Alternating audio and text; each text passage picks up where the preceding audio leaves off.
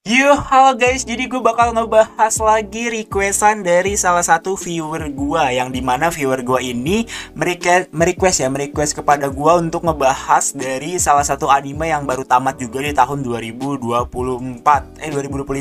Dan ini adalah anime yang dimana asik sih sebenarnya. Judulnya Kono Kaisa.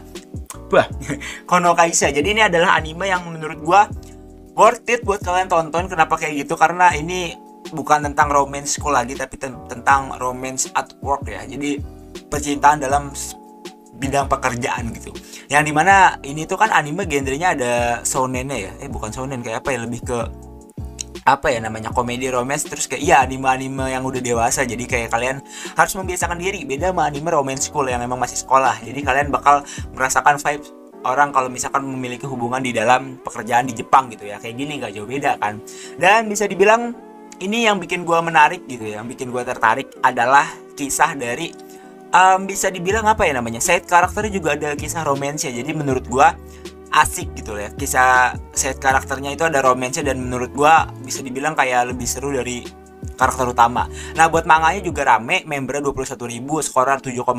Jadi udah menggambarkan betapa worth it anime ini untuk ditonton.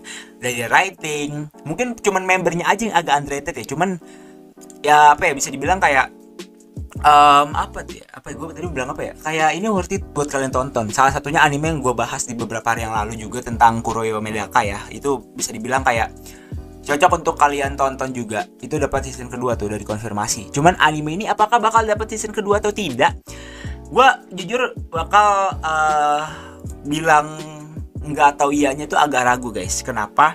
Karena dia diproduksi oleh studio yang begini, kalian lihat ya, begini.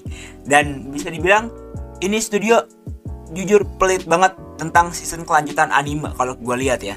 Karena bisa dibilang kayak anime yang paling ramenya aja dia nggak dapat season kelanjutan guys, kayak nggak dapat season kelanjutan dan nggak diproduksi season kelanjutannya. Dan anime yang menurut gue berpotensi juga dilanjutin season kelanjutannya kayak nggak ada gitu ya, nggak ada gitu menurut gue. Terus si Dosanka ini dapat nggak ya? Dosanka tuh gue lupa deh. Nah si Dosanka juga ini anime romance ya kalau nggak salah, komedi romance pun nggak dapat season kelanjutan guys. Jadi kayak rata-rata animenya nggak gantung, dan yang membernya aja banyak nggak dapat season kelanjutan, apalagi Kono Kaisa ini yang mungkin bisa terbilang membernya tidak terlalu banyak. Jadi buat kemungkinan rilis season kelanjutannya kecil ya, kecil, cukup kecil. Cuman ada satu hal yang mendukung Kono Kaisa ini buat dilanjutin ke season kelanjutan. Nah, hal yang mendukung itu adalah dari writing. Ini anime ratingnya tertinggi loh di studio ini. Bisa dibilang tertinggi apa enggak ya?